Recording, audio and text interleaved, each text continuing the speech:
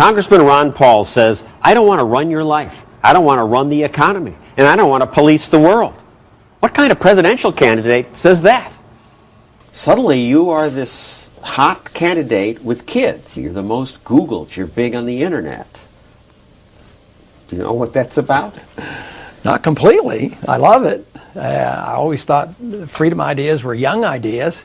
You know, in history, freedom is a young idea. Tyranny is an old idea. Young people tend to be more principled, and they like that, and they know I've been dedicated to the principles of the Constitution, and they welcome the idea of somebody that talks about leaving them alone, letting them run their own lives. And leaving people alone is not something I often hear politicians talk about.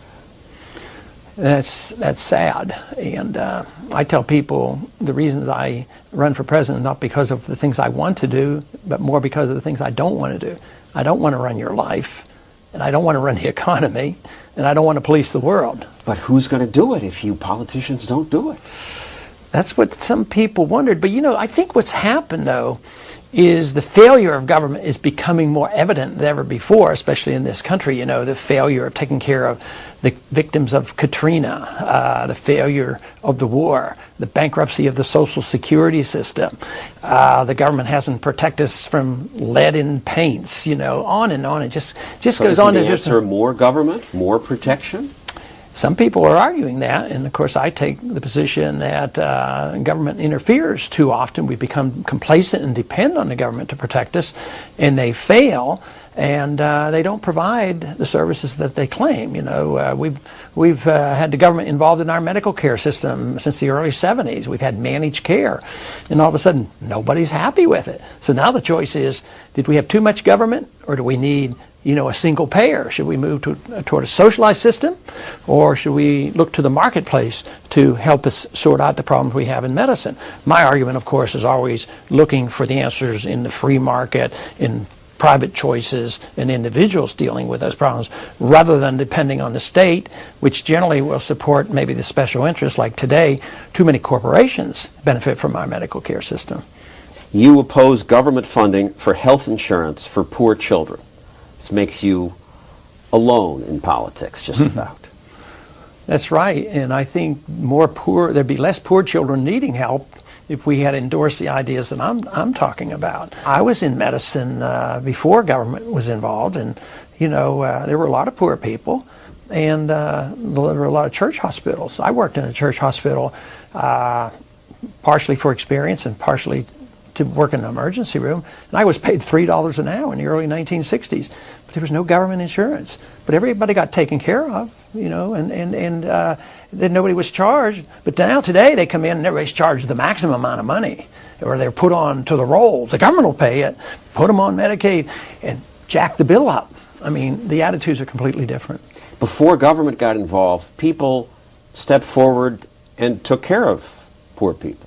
Absolutely. Now we expect government to do it. We expect government to do it, and about all it does is when the government gets involved, say in education or medicine, instead of increasing the quality of the care or the education or spreading it, it pushes prices up. So the quality of education and medicine has gone down. Less people are getting the benefits, but look at where the prices have gone up the most. It's in the areas where the government is most involved. It's hard for people to imagine how the care could be given without government once you're used to government. But you're an obstetrician. In your own practice, you don't take Medicaid or Medicare. How do people pay for it? Never did. Sometimes they'll pay a small fee. Sometimes they would pay nothing. And that's the way I was taught. You know, there's a hospital in my district in Galveston, Texas, and it's called the Shriners Hospital. It's well known. It's a burn hospital. And if you don't have any money, and you can go there, whether you're a child or an adult, you can be taken care of. And if you can pay, you pay. If not, you'll still be taken care of. So you would have a lot more solutions like that. The society and the economy would be so much richer. We'd be richer because government wouldn't be taking 40% of the money in taxes? That's right. I wouldn't have an income tax. I wouldn't be taxing people to run the educational system or running the medical system. This is hard for people to imagine. Medicare, free medicine for people your age. How can elderly people be taken care of without a big government program like that? Right now it's difficult because we've made a whole generation or two dependent. But the question that we ought to ask is, if we continue to do what we do, how are we going to finance it? Fewer people going into the workforce, cost of medicine going up. There's no funding for Medicare. It's under a greater threat than Social Security. The promises being made now are not going to be kept. Promises of free health care for elderly people. No, they can't. Of course, there's no such thing as free health care. And I think I have the only solution. People see me as a threat to Social Security and Medicare, but I think I'm the only one that has a real solution, because I've never voted to spend any money out of the Social Security Trust Fund, because I voted against all those appropriations. Your party created a prescription drug program. You voted against it. Don't elderly people need these drugs? Yeah, and that's why I voted against it, because their government programs fail to work. And a lot of elderly were, and still are, furious over that program because it's so complex and difficult. But a lot of people like it. Yeah, hey, I'm getting my drugs paid for. They're free. You know who else likes it? The drug companies. They spent quite a few millions of dollars down there. They did the highest lobbying, so the profiteers were the ones who really pushed that program. But the assumption shouldn't be made that if you didn't have it, people wouldn't get, their drugs. There are other ways. The market is designed, if you follow the market, to lower prices, not raise prices. You vote against all this stuff. Don't your colleagues hate you? No, I think I'd like to think subtly that maybe they respect me a little bit. It's because every once in a while they'll come up and say, "I wished I could get away with what you do."